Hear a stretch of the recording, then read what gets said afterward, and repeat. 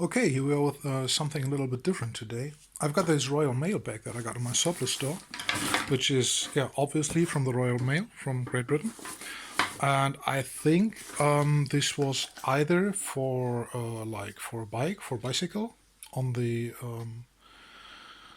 what's it called? Yeah, on the back of the bike where you put like your cargo holder or something like that. I'm not sure. Or it is just I think I've seen pictures where there's like a second bag naturally where you have like the female sides to these connectors. So basically you have like these two webbings go in a half circle basically, and then you put your head through there, and you have like one bag on your stomach and one on your back, and once one is empty, you can switch them around. And I think it's for carrying out like newspapers or something like that. That's some images I've seen, but I just found this for like this. Well, there actually were two bags, but I only bought one of them for like 10 euros or something. It was very cheap. I just like this Royal Mail print and the reflective stuff, and always wanted to have a messenger bag, like in that one.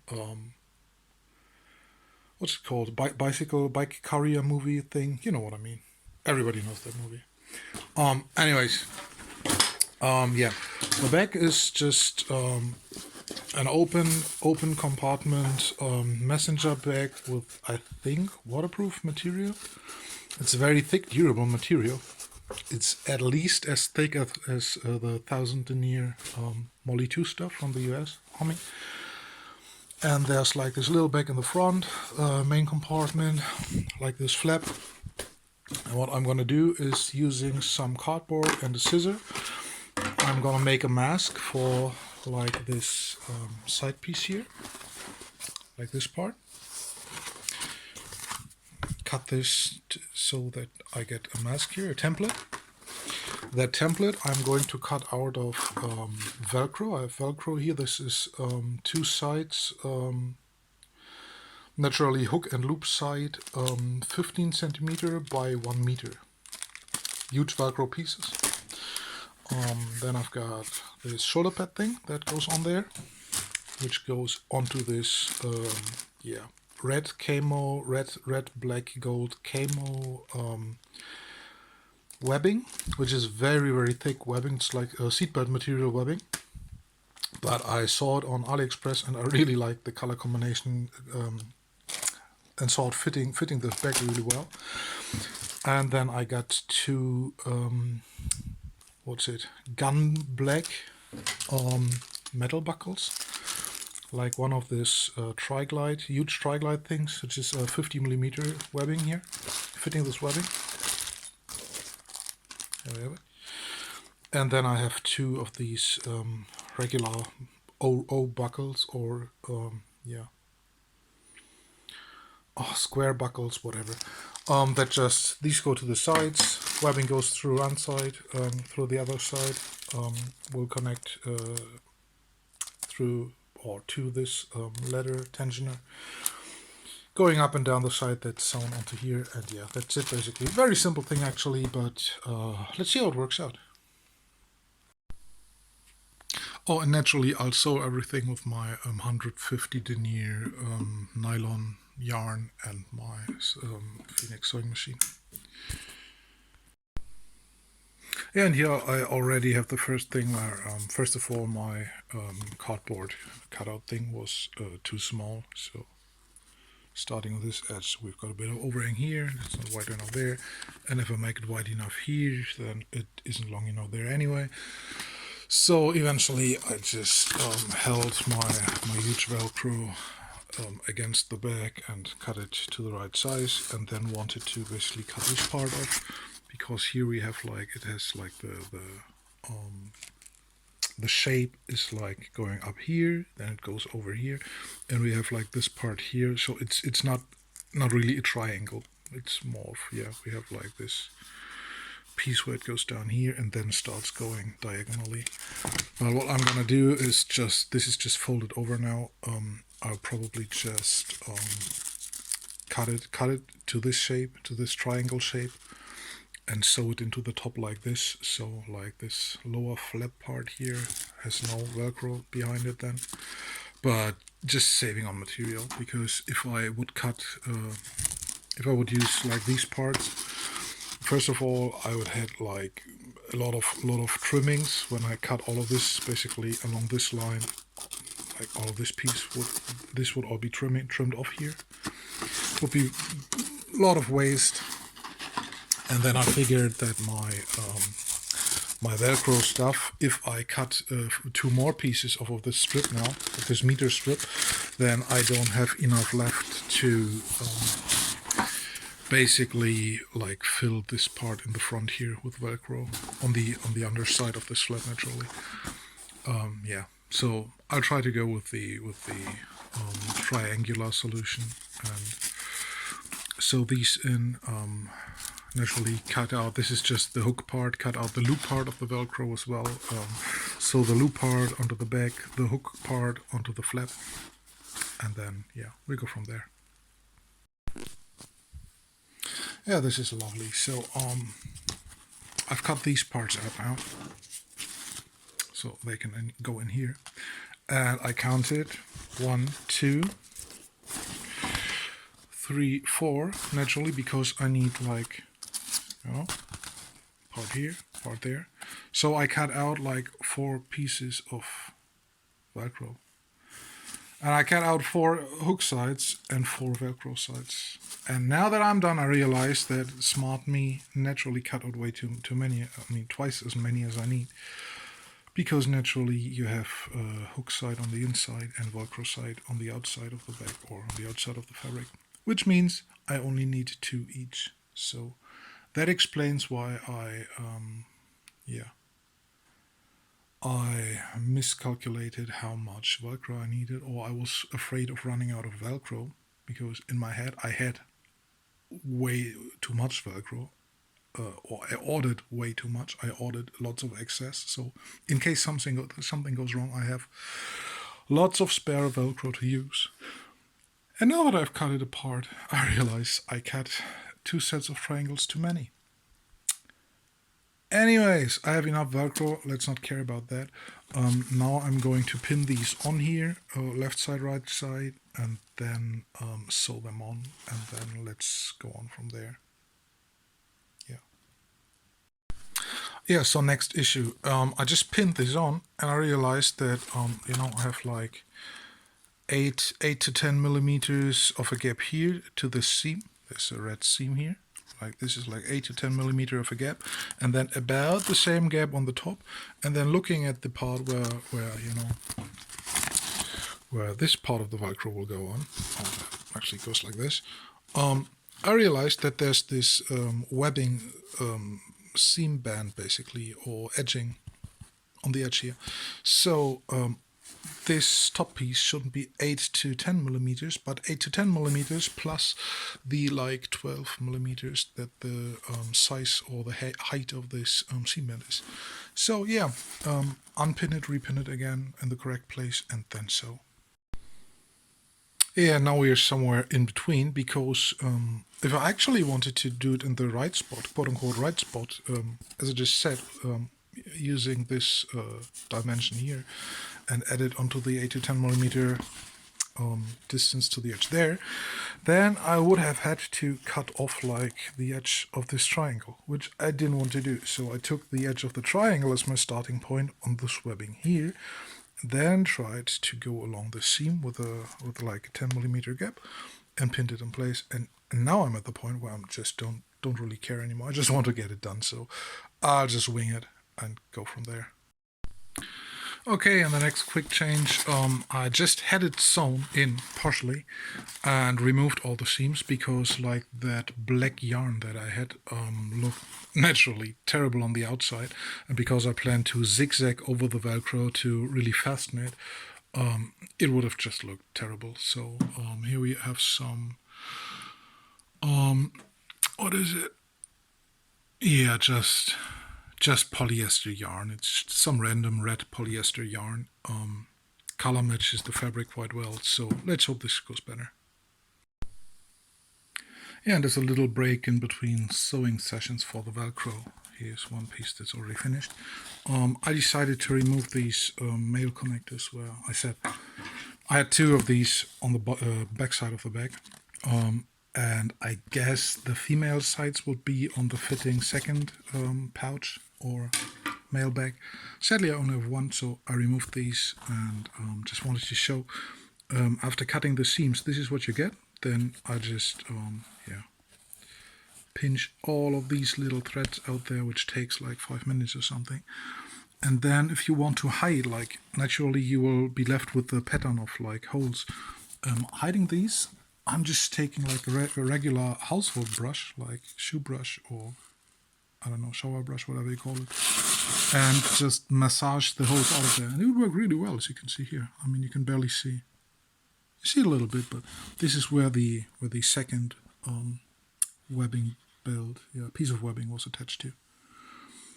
And yeah, and naturally with all backpacks and stuff that I do repairs on, I really hate loose strands. So with all of these, I just take a lighter, burn them down, squish it around, and remove all of these nasty seams. Yeah, loose strands or fraying. Anyways, more fiddling to do, more Velcro to sew. I hope I'm finished soon. Yeah, trying to show this off again, like this has been scrubbed already, this hasn't been scrubbed already. Can clearly see the protruding holes, so let's try to make it look nice. Yeah, and here we are again. Still not perfect, but a lot better on this one, I guess. Yeah, I'm pretty sure it's definitely better. Okay, so here we are, finally done. Took way too many hours, way more time than I expected. Anyways, we have the shoulder belt, like seat belt material, super strong webbing with like Chinese New Year camo. Yeah, the shoulder pad thingy I got as well. All of the stuff I ordered is from AliExpress basically. It didn't cost too much, like I don't know, 15, 20 euros maybe for the parts. Yeah, I'd guess about 10 to 15 euros maybe. Yeah, so shoulder belt thing. Here we can change the size, the length of the shoulder belt. Everything is sewn in place here. Actually, how I did it, first of all, I started to sew. Well, actually, first of all, I have sewn these O-rings or D-rings to the back side of the bag, actually, because after I installed the zippers here, had I wanted to put them on the outside, they would have been basically exactly in the middle of the bag, because up here is already the zipper, so no way to attach it there, and absolutely wouldn't make sense to attach it to the flap here. So yeah, either would have thrown it on there and have the bag completely wobble around because it would have been in the middle, or, and that's what I've done, I did sew it to the back side of the messenger bag. So top right corner, top left corner, and then basically directed it so that it naturally fits, or ergonomically fits to your body. Basically, it goes over your shoulder. You get the deal. So first of all, I cut off like these parts, which were like about 12 centimeters long, about the size of a CD jewel case. Sewn these on here with the O-rings in the right direction. They actually have a curve. They are directed, so curve towards the carrier. Then I've sewn the leather piece on, or the tri-glide on the belt here. Then I've worked the belt through the O-ring, worked it through the tri-glide, and then first of all I pinned everything together using cloth pins, pinning this part here to figure out whether I wanted the shoulder padding on the doubled part of the shoulder belt or on the single part. I just took what I had, but basically the belt is so long you can theoretically or practically even wear this bag near knee level, like really, really low. Like looks cool, but makes no practical sense at all. However, I didn't actually want to cut the belt because I don't have any project in mind that would require like any length of this anyhow, and it wouldn't have been more than maybe 30-40 centimeters to cut away. So I left it the way it is and just put this padding on the single part. Had I shortened the belt, I probably could have yeah, then I would also have put it on the single part. But then it would not be in a way that basically, if you have this in bicycle configuration, which is like the belt pretty short as it is now, like even a bit shorter, then you get the problem that basically the tri-glide is in the way of the shoulder thingy. So either you wear the bag really high and don't have the shoulder pad anymore, or can't use it because it's on your back, or you use the shoulder pad, but then the bag hangs a little bit lower. And that does actually make a lot of sense, or is quite important, because with the belt that was on the back,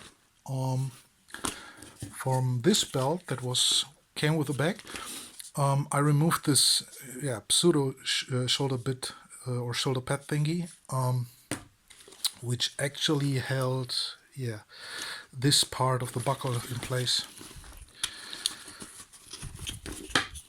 So as you can see here, it was sewn here, and I've just reworked everything now with my favorite 150 denier polyester, no, not actually nylon thread. And yeah, since I removed the shoulder pad, because it was sewn in a way that the shoulder pad held the buckle in place, I had to re-sew the buckle. So this is like 15 times zigzagged over. No, that's an exaggeration, but it's like 4 or 5 times with a zigzag, even going over like the little flap, so that there's basically no overstanding piece of where the material is doubled, so you get stuck on your, I don't know what, your jacket or whatever. Anyways, this part taken away for spares. Also, like these straps that were here, they've been removed, as I've shown before. And then the idea is that when you wear this crossways across your body, like back on your on the right side of your body, shoulder strap going over your left shoulder, the back then being on your back diagonally, you can use this as basically a waist strap. So if you use this as a messenger bag for your bike, not only does it go over your shoulder, but it's also attached with a belt, and you have even like this way to wear it, or you can pull the belt through here so the bag sits a bit lower.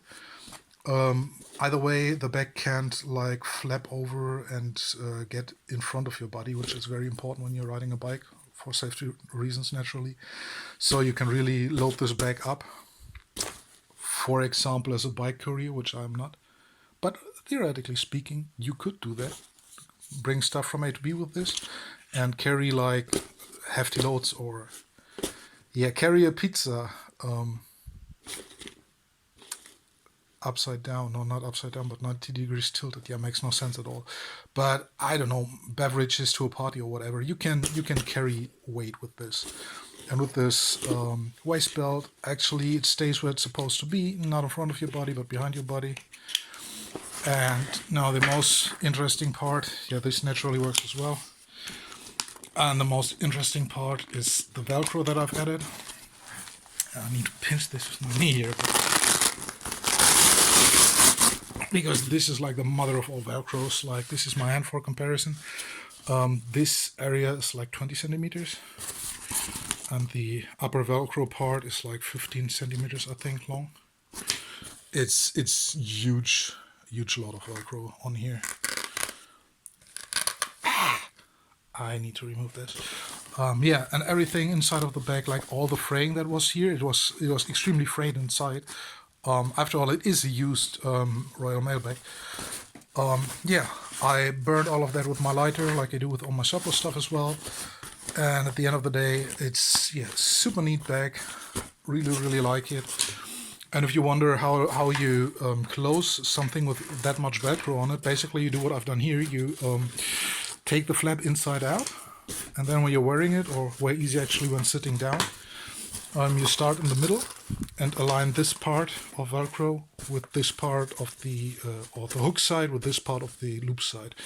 And then you, first of all, you push everything down on the front so it sticks and then you flip over the sides and fiddle around a bit with your hands. I mean, you have to get your fingers in there and work around a bit, but then you can actually get the sides to fit pretty much perfectly. So it's super neat, and yeah, as you can imagine, with that much Velcro on it, nothing's going to fall out of it when you're biking around. And I think it's a really nice bag. Yeah, watched that movie about bike carriers. I think Rush or something. No, or maybe put some subtitle in here or something. But yeah, well, all the bike carriers have their cool messenger bag thingies, and I looked around on eBay and I thought just for the sake of it, I just wanted to have one. You can't just buy like a cool bike messenger bag; they're just not sold. You either have to find someone to sew it for you, or you have to do it yourself. So me looking around a bit in my favorite surplus store, or in that one surplus store I happened to be at the time, found this cool Royal Mail bag, and yeah, this is my bike messenger bag now, with way too much Velcro on it and super, yeah, prostitute-ish shoulder belt. But I don't care. I like it. I had super much fun, lots of fun, like sewing this up. As you can see, like the sewing is also all over the place, and then some. I think I broke 3 or 4 needles doing this and learned a lot about my sewing machine. Because at the end of the day, you only learn about your sewing machine when you're using it. And like as you can see here, probably there's like different step sizes, like 4 mm outside, 2 mm on the inside. Then the zigzag is 4x4. Yeah, and I mean the hardest part to sew actually was sewing these on, because this is like the super strong webbing doubled, and then the backside of this messenger bag, of this mail bag, actually is padded, so it has like a centimeter of padding inside of it, and the material also is like, as I think I've said before, it's like about, I feel, 1,000 denier cordura nylon or something. It's pretty much the same material as my military surplus bags from the U.S. Army, like the Molly 2 generation bags. Yeah, also this has like plasticky or rubberization feel to it, but not like old Alice packs where the rubber is all sticky and stuff. This feels pretty modern, pretty good still. But you definitely can feel this is waterproof. This is really top tier material and super nice. Yeah. The only thing this could have on top of it would be like some insulation stuff, like, yeah, to keep beverages cool in the summer or something. But I mean, then again, you can just cut out some of this like bubble wrap aluminum foil material used for insulation. Yeah, I'm super happy with what I've got, and yeah, thanks for watching. Have a nice day. Bye.